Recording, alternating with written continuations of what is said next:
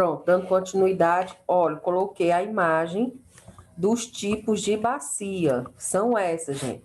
A ginecoide, olha assim, o que é a bacia? A bacia é a coluna sacral, que é essa daqui, junto com os ossos da pelvis, né? Que é aqui ai meu Deus, o ilho, aí essa região aqui é o pubis e a de trás é o isquio. Então, juntando esses 4 tipos de ossos, você tem a bacia. A bacia ginecoide, que tem esse formato arredondado, é a bacia melhor para se ter parto normal, tá? É a mais fácil de se ter parto normal. A platipeloide, ela tem parto normal.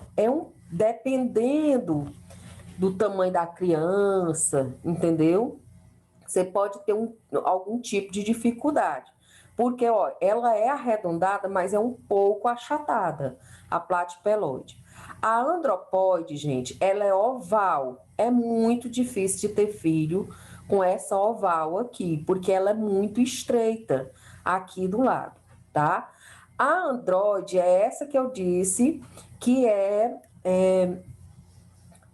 a bacia masculina, que tem muitas mulheres que tem também. A maioria tem a ginecoide, tá? A andropoide, ela é em formato de coração, né? E aí não tem. Nesse caso, bem que não tem de jeito nenhum. Então, esses são os tipos de bacia. E aí, dependendo do tipo de bacia, você vai ter uma dificuldade na hora do parto, tá bom? Continuando aqui, a distócia de motor, a distócia funcional, ela está relacionada com um momento na hora do parto. Tem mulheres que simplesmente as contrações não evoluem. Tem mulheres, gente, que chega a 6 centímetros, aí faz regredir. Então, quando tem a normalidade nas contrações, na frequência, aí é a distócia de motor e aí não tem mais o que fazer. Existe 2 procedimentos que são feitos que na verdade, estão em desuso, não é mais para ser feito com frequência. Antigamente, gente, era muito comum. Se você encontrasse qualquer mulher que ganhou parto normal, você perguntasse se foi feito o corte, ele dizia que tinha feito o corte. Que é a tal da episiotomia, tá? Que é aquele corte, que é uma incisão, que é feita no períneo para facilitar o trabalho de parto, tá? Então, lembra que eu falei que existe o parto normal, o normal mesmo, sem intervenção nenhuma. Aí tem o parto induzido. Qual é o parto induzido? É que você dá medicação para acelerar o parto, vai acelerar. E tem o parto dirigido. O que é um parto dirigido? É um parto que você só facilita. Você não está acelerando o parto, não. Você só está facilitando o parto. Então, quando você faz uma episiotomia, você está fazendo um parto dirigido, tá certo? Essa episiotomia, ela foi utilizada assim, com muita frequência, porque dizia que ajudava a mulher não ter laceração. O que é a laceração? Vai ter a dilatação aqui do colo, consequentemente a vagina também. E aí, o que eles dizem? O que é a laceração, gente? É ter uma laceração aqui na região do períneo, né? Aqui está a região do ânus, aqui da vagina, e essa região aqui fechada é chamada de períneo. E aí muitos defendiam a episiotomia, que é esse corte de forma transversal, tá? É feito essa incisão de forma transversal, é feito anestesia local, tá? Faz anestesia local e faz essa incisão chamada episiotomia para aumentar essa passagem para não haver laceração. Só que, gente, isso não tem mais. Se o parto, quando ele é feito da forma que tem que ser feito, não há necessidade alguma de fazer episiotomia, tá? Então, hoje só se faz em casos extremos. Então, não há mais necessidade de fazer episiotomia. Se você souber respeitar o momento do parto, respeitar todas as etapas do parto, não há mais necessidade. Inclusive, gente, a episiotomia é considerada uma violência obstétrica quando não utilizada da forma correta. Lá no finalzinho a gente vai falar um pouquinho sobre violência obstétrica e a gente vai falar sobre isso também, viu? A episiorrafia é a sutura. Não sei se vocês já estudaram os termos técnicos em relação à cirurgia, mas, no geral, todo termo técnico é só você dividir a palavra. Então, tudo que terminar em tomia é incisão. Tomia, terminou em tomia, é alguma incisão, tá? Rafia é sempre sutura. Então, episiotomia é incisão e episiorrafia é a sutura da episiotomia. Foi questão de prova de Ivan. Questão de prova de Ivan? Ave Maria. Vocês já fizeram essa prova? Já. Sexta-feira, gente. É um monte de palavras. Se você for tentar aprender palavra por palavra, você fica doido e não aprende. Todo termo técnico você aprende dividindo a palavra.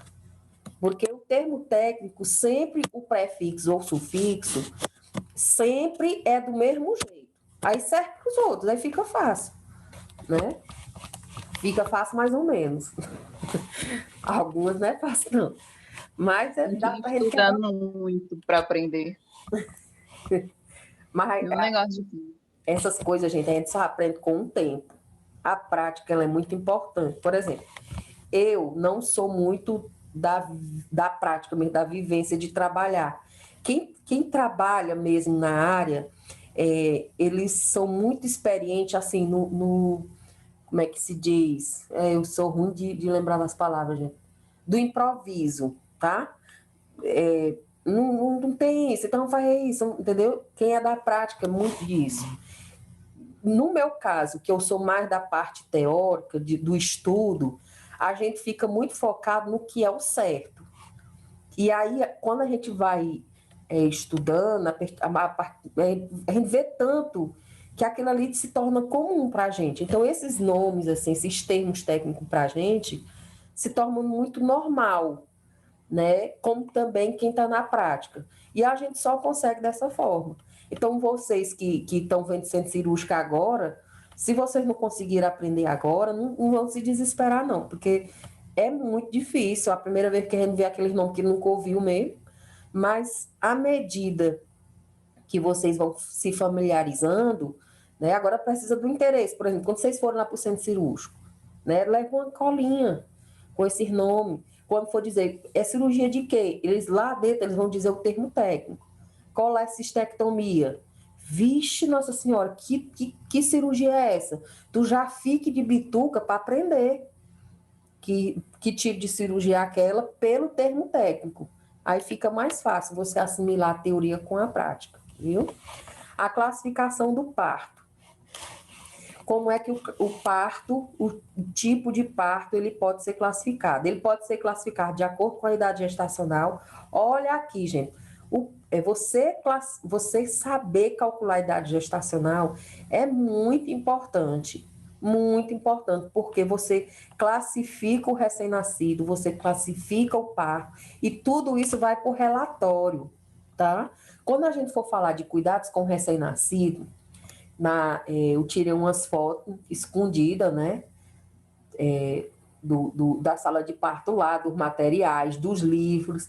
E aí tem o livro de parto, o livro de relatório, o livro não sei de quê, e aí eu vou mostrar para vocês. E vocês têm que fazer relatório, fazer a anotação de enfermagem, tudo é com termo técnico, tudo que vocês forem é baseado na idade gestacional. Então, por exemplo, a gente vai ver aqui a classificação do parto segundo o procedimento. Se for utilizado ocitocina, você não pode dizer que foi parto normal, foi um parto induzido. O correto é esse. Porque se você não usou nada de medicamento para acelerar o parto, se você não fez nenhum tipo de procedimento para auxiliar o parto, como, por exemplo, a episiotomia, então foi parto espontâneo, foi um parto normal realmente. Agora, se foi feita a episiotomia, você tem que colocar lá que foi um parto dirigido com a utilização de uma episiotomia. Se colocar ocitocina, vocês vão ter que dizer que foi um parto induzido com a utilização de ocitocina sintética, ou o nome da medicação. Então, gente, uma anotação de enfermagem, ela é muito importante. Vocês aprenderam isso em fundamentos. A anotação de enfermagem, ela é um documento, ela serve para muitas coisas. E é importante que vocês anotem e saibam anotar tudo. Gente, você pega, às vezes, um prontuário de um paciente e não tem uma anotação. Isso é vergonhoso para a gente da enfermagem. Nós, da enfermagem, a gente tem que saber trabalhar com comunicação. Então, precisa saber fazer uma anotação. Gente, eu tenho um slide sobre a anotação de enfermagem que é excelente. Tem exemplo de todo tipo. Por exemplo, você fez uma punção. Então, existe a anotação certinha que você tem que fazer. Porque você tem que dizer o local que foi puncionado. Se você fez 2 vezes e deu errado, tem que dizer na anotação. A anotação é você escrever tudo o que foi feito. É muito importante. Então, o parto classificado segundo a idade gestacional, por isso que a mulher ganhou menino, você tem que saber fazer, tem que saber calcular a idade gestacional. Por quê? Porque tanto você vai classificar o recém-nascido, como vai classificar o parto de acordo com a idade gestacional. Na verdade, a classificação é a mesma, só que quando você vai se referir à criança, aí a idade gestacional é referente a ela. Quando você vai referir-se ao parto, aí a idade gestacional está se referindo ao parto. Mas é praticamente a mesma coisa. Então, segundo a idade gestacional, pode ser aborto, o parto pode ser um aborto, pode ser um parto prematuro, pode ser um parto a termo ou um parto serontino ou prolongado. Então, na hora que você for fazer as anotações de enfermagem, você não vai dizer que só foi parto, tem que dizer qual foi o tipo de parto. Foi um parto prematuro e coloca entre parênteses a idade gestacional. Como é que tu vai saber que foi um parto prematuro? Como é que tu vai saber que foi um parto a termo ou que foi um aborto? Tudo pela idade gestacional. Então, se você fez o cálculo e aquela mulher expulsou o feto antes de 22 semanas de gestação, gente, não importa se foi vivo, se foi morto, se morreu depois, não importa. Se a mulher que expulsou o feto hoje e pelo cálculo que você fez, dá menos de 22 semanas de gestação, gente, não é 22, tá? É menos de 22 semanas de gestação. Aí é classificado como aborto. É considerado parto prematuro com 22. Por isso que aqui não é 22, é menos de 22, tá? Ou seja, 21 semanas e 6 dias. Aqui, parto prematuro com 22 semanas completas, né? A 36 semanas e 6 dias. Por que 6 dias, professor? Porque se eu acrescentar mais aqui um dia, não fica 37, e 37 não é mais prematuro, já é a termo. O que é o a termo, gente? Nasceu no tempo certo, tá? Então, é aborto se nasce antes de 22 semanas. Se nasce antes de 22 semanas, é parto prematuro, se nasce com 22 semanas a 36 semanas e 6 dias. Então, por exemplo, se eu for classificar aqui o recém-nascido é prematuro se ele nasce com 22 a 36 semanas e 6 dias, entendeu? É a mesma classificação, só que aqui é parto e no caso seria RN, tá? É um parto a termo, ou seja, nasceu no tempo certo, se ocorreu entre 37 semanas a 41 semanas e 6 dias. E é parto serontino ou prolongado, ou seja, passou do tempo de nascer, se ele nasceu com 42 semanas ou mais. Então, essa é a classificação segundo a idade gestacional. Questão de prova. A classificação do parto segundo o procedimento. Ele pode ser espontâneo, ou seja, o procedimento, o que foi feito. Ele pode ser considerado um parto espontâneo, um parto dirigido, um parto induzido ou um parto cirúrgico. O parto cirúrgico, gente, é a cesárea, tá? Então, o que seria um parto espontâneo? É aquele parto que não teve nenhum tipo de interferência artificial, entendeu? O que foi feito? Pode ter feito aquela dancinha, ser feito massagem, mas isso não foi nada artificial. Você não introduziu nada de artificial na mulher, foi feito tudo de forma natural mesmo. Então, é um parto espontâneo, tá? Que não teve interferência nenhuma. O parto dirigido, como é que você vai saber o que é dirigido do induzido? Dirigido, ele tem a função de auxiliar, ele vai facilitar, ele não vai acelerar em nada, ele só vai ajudar. Ele vai só ajudar, auxiliar o parto, né? Por exemplo, a episiotomia, que é aquela incisão que a gente faz no períneo, né? Então, ele não acelera, ele só ajuda, é o dirigido. O induzido, aí sim, ele vai acelerar. Então, ele vai ser mais rápido. Aí, no caso, os medicamentos, né, tal injeção de força, que é dado para induzir o parto, tá bom? E o parto cirúrgico é a ação operatória, que no caso é a cesárea, né, o parto cesáreo. Então, essa é a classificação do parto, quanto à idade gestacional e o procedimento. E aqui, gente, nós temos os verdadeiros sinais do trabalho de parto. Lembra que quando eu falei do pré-parto, eu disse que se a mulher estiver tendo sinais do pré-parto, né, e ou está ocorrendo, ela já tem 37 semanas ou mais, a gente vai dizer a ela para ter repouso e a gente vai informar dos verdadeiros sinais do trabalho de parto. Para quê? Para quando ela estiver tendo realmente os sinais verdadeiros do trabalho de parto, ela saber como proceder, procurar maternidade ou um hospital. E são esses quatro, gente. É a descida do útero, é a perda do tampão mucoso, rompimento das membranas da bolsa amniótica e saída do líquido amniótico e contrações uterinas, regulares. Vocês devem ter percebido que lá no pré-parto a gente também tem descida do útero, mas no trabalho de parto você vai ter uma descida ainda maior e não vai ter só a descida, vai ser acompanhado de outros. Então, para você estar no trabalho de parto, realmente você tem que ter a combinação de todos, tá bom? A perda do tampão mucoso, vocês também viram lá no pré-parto, tá? Só que, como eu já disse, ele tanto pode ocorrer antes como na hora do trabalho de parto. Já o rompimento das membranas e as contrações regulares, lá tem irregulares, viu? Lembra que eu falei das cólicas, as cólicas irregulares e tal, que é a de Braxton Hicks, que são as cólicas que ocorrem durante a gestação, elas não são trabalho de parto verdadeiro. São cólicas, são contrações irregulares. Quando elas se tornam regulares, aí é trabalho de parto.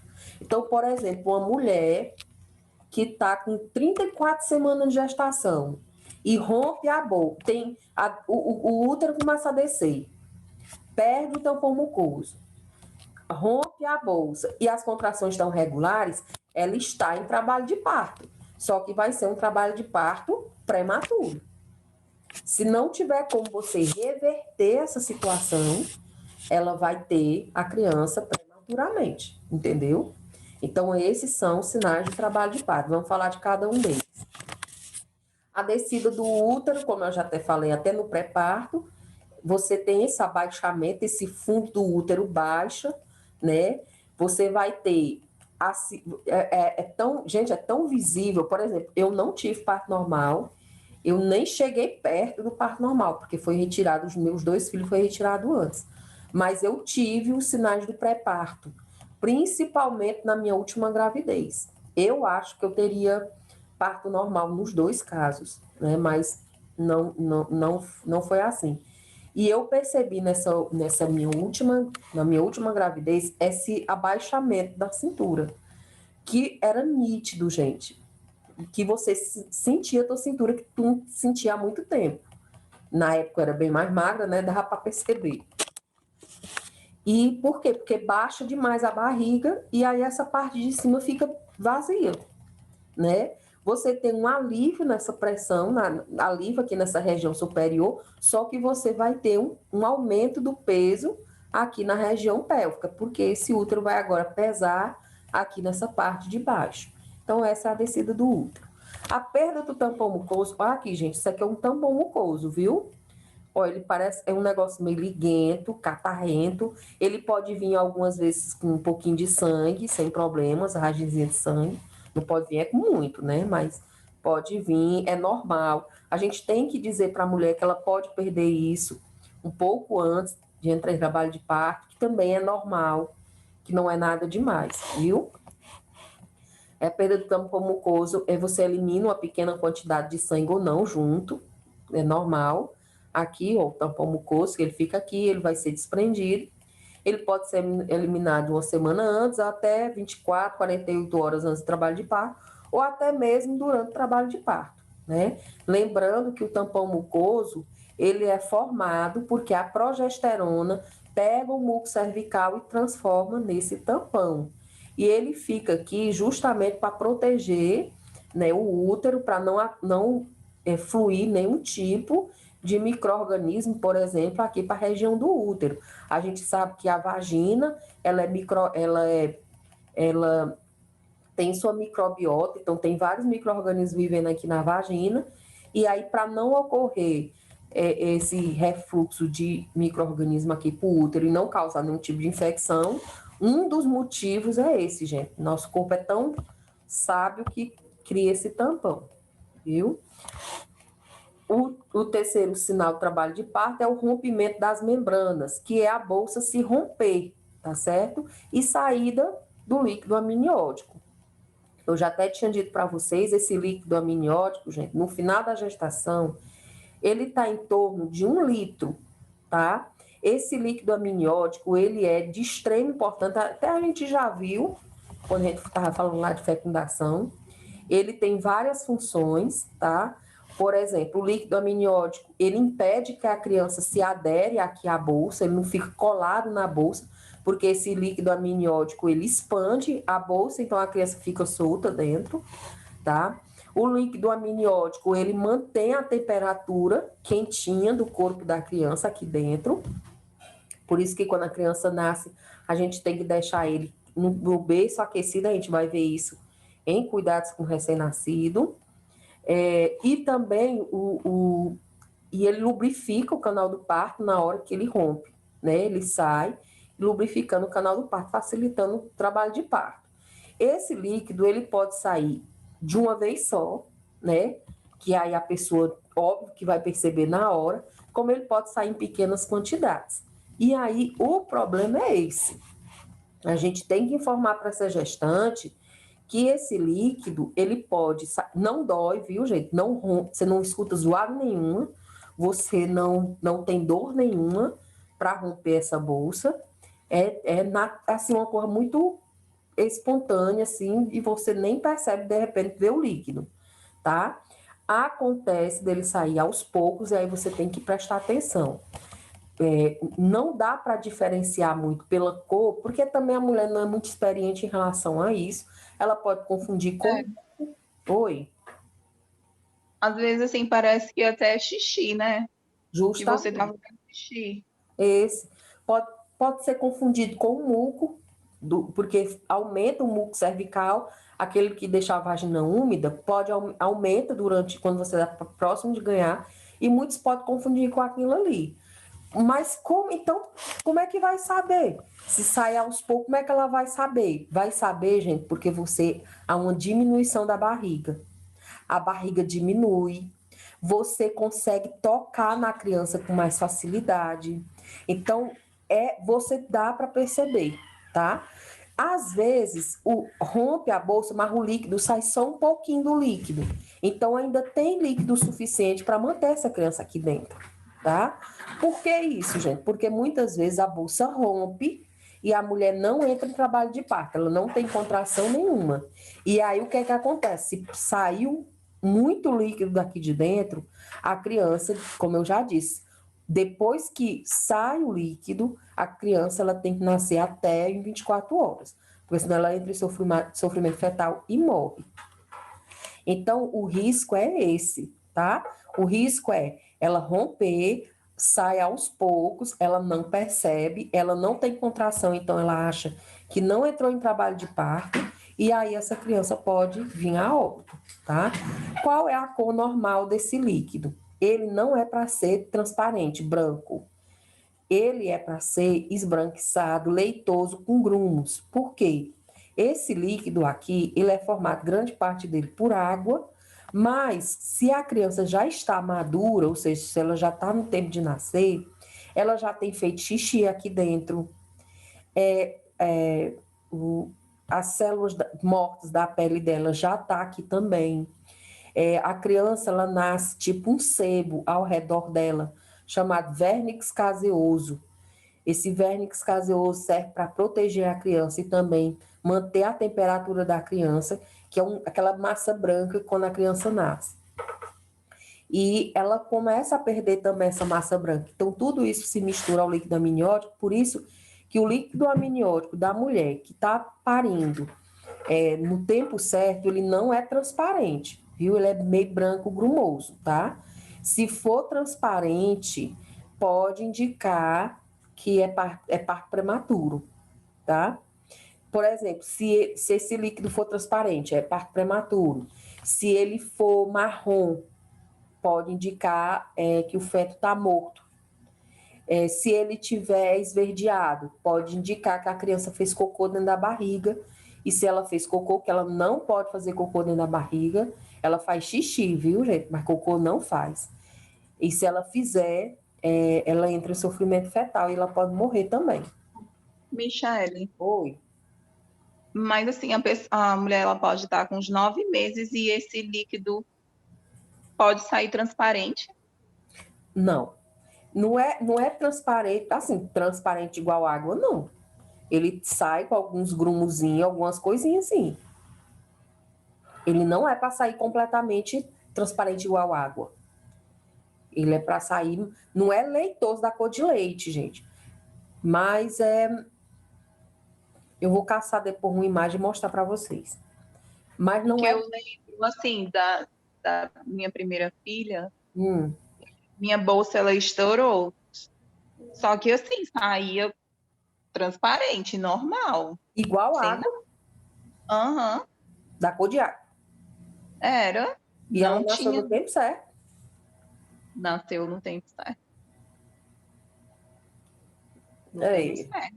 Porque assim, eu perdi quase. Ela quase passa da hora de nascer, porque eu perdi meu líquido todinho esperando o médico e o médico esperando para me ter normal e eu não tinha como ter normal. E tu teve ela cesárea depois? Tive ela cesárea. Já dava, minha barriga, como tu diz, murchou, que ela já estava embaixo, dava para ver o formato dela todinha. Vê, Ficou a só ela. mulher que conhece seu corpo percebe na hora. Era incrível, dava para ver o formato dela todinha na minha barriga. Quando vocês Que eu verem alguns perdi vídeos, quase o que líquido tem, todo. às vezes aparece alguns vídeos que o menino começa a mexer, que você vê pé, o pé todinho, direitinho, a mão, os dedos, ali é porque tem pouco líquido. Ali pode ser uma complicação que até que a gente viu na gestação, que é o oligodrâmio. O oligodrâmio é quando tem pouco líquido amniótico, que é uma complicação, porque a criança tem que ter esse líquido. Eu vou depois ver caçar alguma imagem em relação da cor, aí eu mostro para vocês na próxima aula. Oi, pode falar. Michelle, minha prima, ela tá grávida, né? De 6 meses. Até agora ela só engordou 2 quilos. Tá certo. Eu é que tá errado. É assim, De agora depende. 6 meses só engordar 2 quilos. Ela tinha peso normal, o peso dela era normal antes dela engravidar? Ela pesava, acho que 59. Mas o IMC dela era normal? É, normal. Pois é, o certo é isso. Com 6 meses, porque o ganho de peso, ele aumenta, principalmente no último mês. Então, se ela continuar desse jeito, ela, quando ela for para ganhar neném, ela vai estar com 11, 11, 12 quilos, que é o peso que ela tem que estar mesmo, é o normal, entendeu?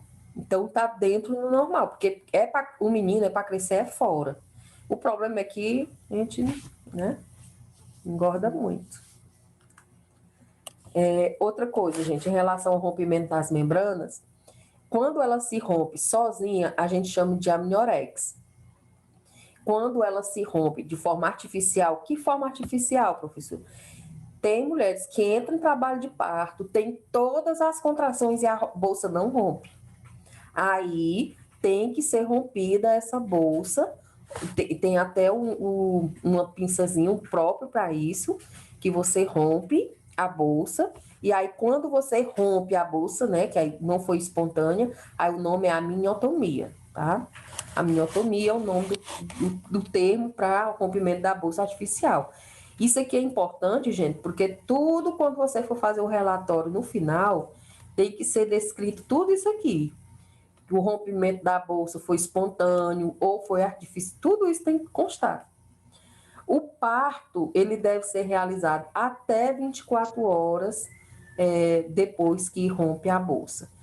Isso, gente, é o seguinte, se já tiver no ponto de nascer, se a criança for prematura, é feito ultrassonografia para verificar se ainda tem líquido amniótico suficiente, e aí a gente tenta retardar o parto, prolongar o parto, para ver se a criança ainda consegue amadurecer. Aí é dado medicação, surfactante, que é uma substância que a gente dá, para amadurecer o pulmão dela mais rapidamente e tudo. Agora, quando a criança já está madura, já está no tempo mesmo de nascer, não pode esperar, porque ela pode entrar em sofrimento fetal. Mesmo ela sendo prematura, se pela ultrassonografia já foi detectado que não tem líquido suficiente para ela ficar ali dentro, tem que ser retirado, viu? E aqui a gente tem o último sinal que representa o trabalho de parto, são as contrações uterinas. Essas contrações uterinas são as dores, são as cólicas, né? E aí, durante a gravidez, como eu já tinha falado para vocês, é normal ter essas contrações, essas cólicas curtas, irregulares, né? Que não são tão dolorosas, que é mais aquela gastura nas costas, que é chamada de Baston-Hicks. Quando ela está em trabalho de parto, essas dores, essas contrações, elas vão ficando cada vez mais fortes, mais regulares e dolorosas. Quanto mais se aproxima realmente da hora de parir, ela vai aumentando cada vez mais. E quando é que a gente considera que ela está em trabalho de parto? Em relação às contrações. Por isso que a gente tem que ensinar a ela a verificar a duração das contrações e a frequência. Porque pela frequência e pela duração, dá para a gente identificar se ela está em trabalho de parto ou não. Não sei se vocês já viram alguns filmes que dizem, as contrações duram quanto tempo, tá de quanto minuto? Porque é justamente isso, viu? Quando começa realmente as contrações que representam o trabalho de parto?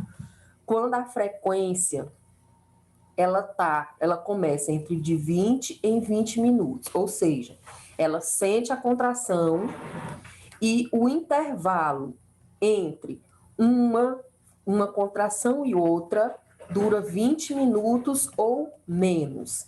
Então, se a mulher está tendo contração e o intervalo entre uma e outra está durando 20 minutos ou menos de 20 minutos, ela está em trabalho de parto. Se por acaso ela está tendo a contração é forte, dolorosa, mas só está acontecendo de meia em meia hora. Então, ainda não é trabalho de parto. Não precisa nem ir para o hospital ainda, tá? Só é quando está entre 20 e 20 minutos. Isso, gente, esse tempo, ele vai reduzindo, tá? Começa de 20 em 20, aí depois vai diminuindo. Quando o intervalo entre uma e outra está de 2 em 2 minutos, gente, é porque já é a hora de parir. Ou seja, por que ela é regular? Como é que tu percebe que a contração é regular? Porque o intervalo entre um e outro vai cada vez mais diminuindo. Em relação à duração, no início, a contração dura pouco, de 10 segundos, 15 segundos. À medida que vai se aproximando, as contrações, elas vão durando mais tempo. Ou seja, no início das contrações realmente do trabalho de parto, o intervalo é longo e dura pouco tempo. Quando está perto do trabalho de parto, o intervalo é curto e dura mais tempo, podendo chegar até 1 minuto sentindo cólica, né? E a intensidade é fraca, média e forte. Aqui, só para ter mais em mente o que é realmente o trabalho de parto, quando ele não é o trabalho de parto, é um trabalho de parto falso. As contrações, elas são irregulares. O que é uma contração irregular? Ela começa de 20 em 20 minutos, mas aí depois, de 40 em 40 minutos, é que ela apresenta de novo. Então, não é uma contração falsa, né? Então, não é trabalho de parto. Ou que ela vai diminuindo. A dor está passando, as dores estão mais fracas. Não é trabalho de parto. E também quando não há dilatação do colo, tá? A duração do parto, como eu já disse, ele pode durar, depende inclusive, gente, tem mulheres que no primeiro parto foi de um jeito, foi rápido, o outro demorou. Então, é imprevisível, tá? Então, pode durar de poucas horas até 24 horas. Por que até 24 horas? Porque depois de 24 horas, gente, você deixar uma mulher sofrendo, ela não tem nem como. É cesárea, tá? E lembrando que depois que rompe a bolsa, essa criança ela tem que nascer dentro das 24 horas, justamente para não entrar em sofrimento fetal. Normalmente, uma mulher que já teve filho, esse trabalho de parto, ele dura em torno de 12 horas, desde o iniciozinho até realmente parir, tá? Já nas primíparas, ou seja, aquela mulher que nunca pariu, é a primeira vez que ela está parindo, é comum o trabalho de parto demorar um pouco mais, em média 15 horas, tá? Mas lembrando, pode chegar até 24 horas.